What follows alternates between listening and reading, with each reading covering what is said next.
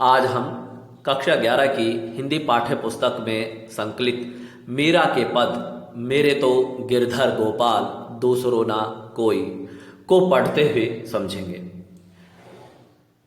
पाठ्य पुस्तक में संकलित पहला पद जिसमें मीराबाई ने जहां एक तरफ मेरे तो गिरधर गोपाल कहकर गिरधर गोपाल यानी श्री कृष्ण को ही अपना सब कुछ माना है, उन्हीं से अपना हर प्रकार का संबंध स्वीकार किया है, वही दूसरों ना कोई कहकर मीराबाई कहती हैं कि अन्य किसी से उनका कोई नाता नहीं है, कोई संबंध नहीं है। वही पद के अंत में मीराबाई अपने आप को कृष्ण की दासी बताते हुए अपने उद्धार के लिए, अपनी मुक्ति के लिए प्रार्थना करती हुई दिखाई देती हैं। अब हम प्रस्तुत पद को पढ़ते हुए उसका अर्थ समझेंगे। मीराबाई कहती हैं कि मेरे तो गिरधर गोपाल दूसरो ना कोई, जाके सिर मोर मुकुट मेरो पति सोई, छांड दई कुल की कहानी कहा करी है कोई, संतन डिग बैठी बैठी लोक लाज खोई, अंसुअन जल सींची सींची प्रेम बेल बोई, अब तबेल फैल गई आनंद फल होई, दूध की मथनिया बड़े प्रेम से बिलोई, दधी मथी घृत काढ़ लियो डार दई छोई, भगत देखी राजी हुई जगत देखी रोई, दासी मीरा लाल गिरधर तारो अब मोही। यहां कुछ कठिन शब्द आए, जैसे गिरधर पर्वत को धारण करने वाला यानी कृष्ण। जब श्री कृष्ण ने गोवर्धन पर्वत को धारण किया था तब उनको एक नया नाम गिरधर मिला, तो यहां गिरधर का अर्थ श्री कृष्ण।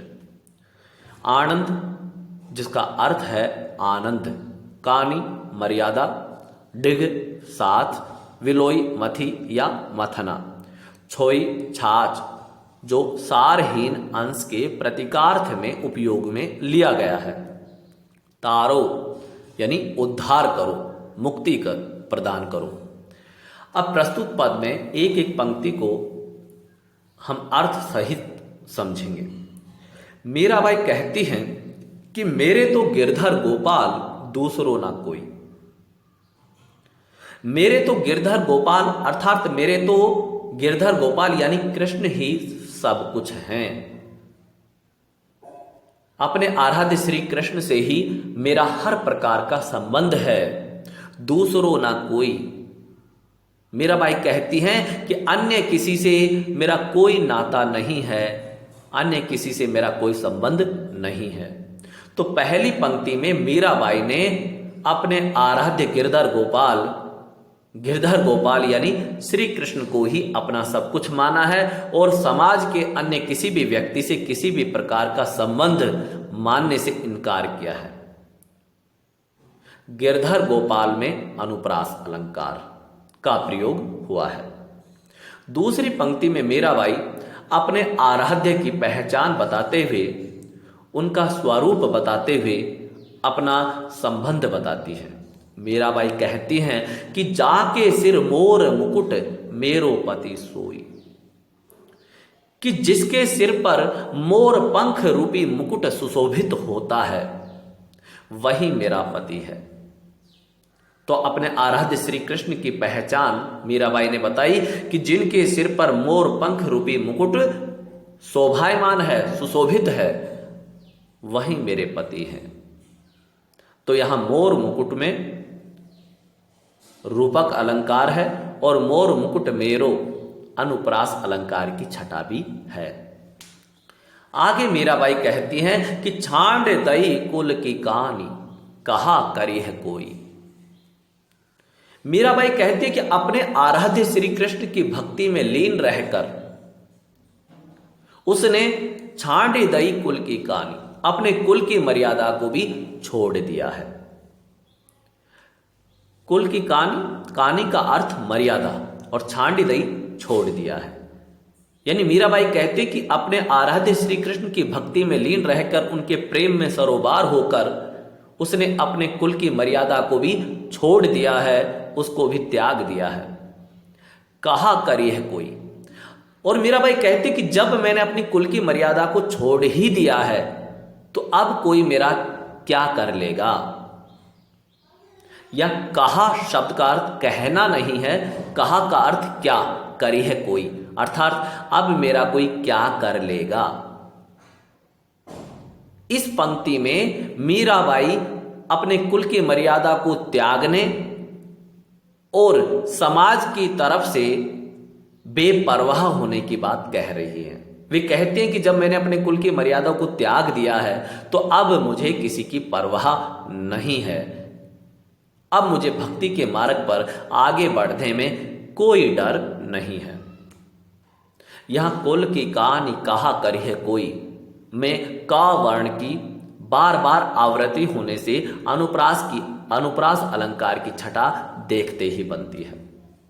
अगली पंक्ति में मीराबाई कहती हैं कि संतन डिग बैठी बैठी लोक लाज कोई, कि अपने आराध्य श्री कृष्ण की भक्ति में लीन रहकर उनकी भक्ति करते हुए साधु संतों के साथ बैठ बैठकर मैंने ज्ञान प्राप्त किया है और ज्ञान प्राप्त करते हुए लोक लाज खोई, मैंने समस्त प्रकार की लोक लाज को खो दिया है। मीराबाई ऊपर ही कह चुकी है कि संसार के अन्य किसी व्यक्ति से मेरा कोई नाता नहीं है, इसलिए स्वाभाविक है कि वे कहती हैं कि उन्होंने अब लोक लाज को भी खो दिया है और ज्ञान प्राप्त करते हुए और अपने आराध्य की भक्ति में लीन रहते हुए साधु संतों के साथ बैठकर अब उन्हें लोक लाज का कोई भय नहीं है। यहां बैठे बैठे में पुनरुक्ति प्रकाश अलंकार और लोक लाज में अनुप्रास अलंकार। आगे मीराबाई कहती हैं कि अंशुवन जल सींच सींच प्रेम बेल बोई, श्री कृष्ण के प्रति अपने प्रेम को अभिव्यक्त करते हुए मीराबाई कहती हैं कि अपने आंसुओं के जल से सींच सींच कर श्री कृष्ण के प्रति अपने प्रेम रूपी बेल को मैंने बोया है। श्री कृष्ण के प्रति मेरा जो प्रेम है उस प्रेम रूपी बेल को मैंने अपने आंसुओं के जल से सींच सींच कर बोया है। अब त बेल फैल गई आनंद फल हुई। मीराबाई कहती हैं कि जिस प्रेम रूपी बेल को मैंने अपने आंसुओं के जल से सींचा है और सींच कर बोया है, वह प्रेम रूपी बेल अब पूरी तरह से फैल चुकी है। अर्थात मीराबाई के जीवन में अपने आराध्य की भक्ति के अलावा अब कुछ नहीं है। मीरा का जीवन अपने आराध्य के प्रेम से सरोबार है और इसलिए मीराबाई कहती हैं कि अब त बेल फैल गई आनंद फल होई, कि जिस प्रेम रूपी बेल को मैंने अपने आंसुओं के जल से सींच कर बोया है वह प्रेम रूपी बेल अब पूर्णतः फैल चुकी है। अब तो उस पर आनंद रूपी फल लगने का समय आ गया है। अर्थात मीरा को मुक्ति प्राप्त करने का, उनके उद्धार होने का समय आ गया है। यहां सींची सींची में पुनरुक्ति प्रकाश अलंकार, प्रेम बेल रूपक अलंकार का प्रयोग हुआ है और आनंद फल में भी रूपक अलंकार का प्रयोग हुआ है। आगे मीराबाई कहती हैं कि दूध की मथनियां बड़े प्रेम से विलोई, धदी मथी घृत काढ़ी लियो डारी दई छोई। दोनों पंक्तियों का अर्थ साथ है। तो मीराबाई कहती कि दूध की मथनियां बड़े प्रेम से विलोई। मीराबाई कहती है कि मैंने श्री कृष्ण के प्रेम रूपी दूध की मथनियां को बड़े प्रेम से बिलोया है। वे कहना चाहती हैं कि श्री कृष्ण के प्रेम रूपी दूध को मैंने अपनी भक्ति रूपी मथनिया से बड़े प्रेम से बिलोया है। यहां पर दूध शब्द श्री कृष्ण के प्रेम रूपी दूध का अर्थ दे रहा है। और मथनिया भक्ति रूपी मथनिया। तो मीराबाई कहती है कि मैंने श्री कृष्ण के प्रेम रूपी दूध को अपनी भक्ति रूपी मथनिया से बड़े प्रेम से विलोया है और उसको विलोते हुए दधी मथी घृत काढ़ लियो डारी दई छोई, कि दधी को यानी दही को मथ कर घृत काढ़ लियो यानी घी के रूप में जो सार तत्व है, जो अच्छी बातें हैं, जो सार है उसको मैंने निकाल कर रख लिया और डारी दई छोई अर्थात छाछ रूपी जो सारहीन अंश है उसको मैंने छोड़ दिया। तो मीराबाई कहते हैं कि श्री कृष्ण के प्रेम रूपी दूध को अपनी भक्ति रूपी मथनिया से बड़े प्रेम से बिलोते हुए दधी यानी दही को मथते हुए मैंने घी के रूप में जो सार रूप था, सार तत्व था, वो मैंने निकाल लिया और डारी दही छोई और छाछ के रूप में जो सारहीन तत्व बच गया उसको मैंने छोड़ दिया।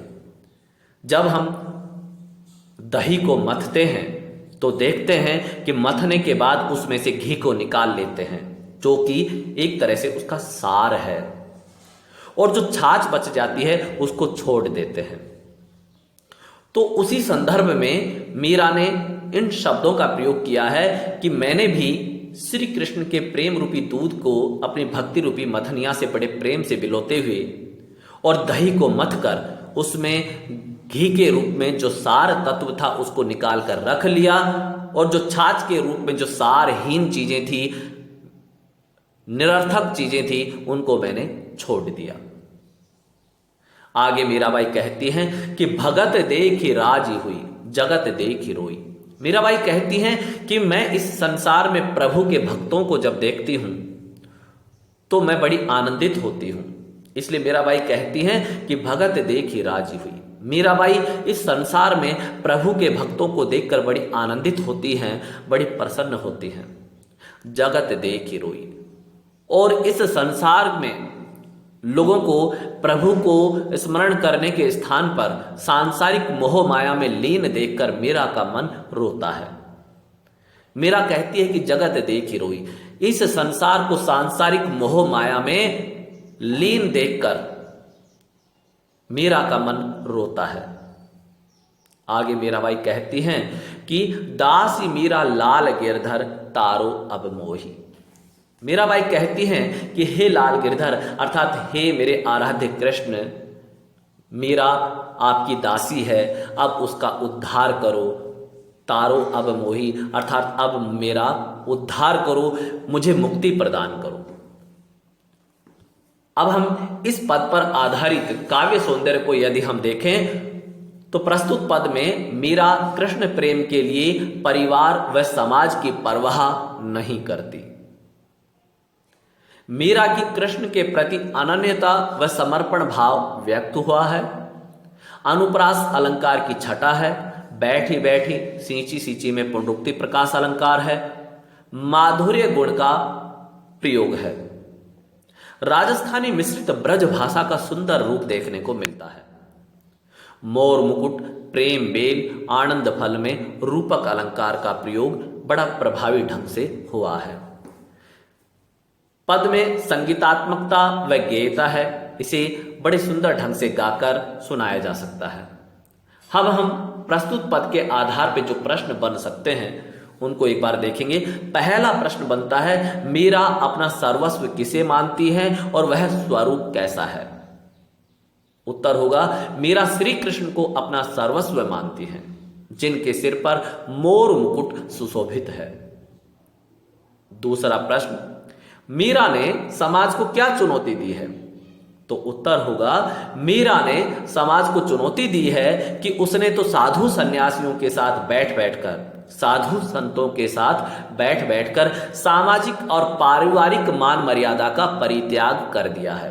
अब मीरा को किसी की परवाह नहीं है। यानी इसमें मीराबाई कहती है कि साधु संतों के साथ बैठ बैठकर मीरा ज्ञान प्राप्त कर रही हैं, और ज्ञान प्राप्त करते हुए उसने सामाजिक और पारिवारिक मान मर्यादा का त्याग कर दिया है, और अब मीरा को किसी की परवाह नहीं है। तीसरा प्रश्न, मीरा किसे देखकर प्रसन्न हो उठती है तथा किसे देखकर रो पड़ती है।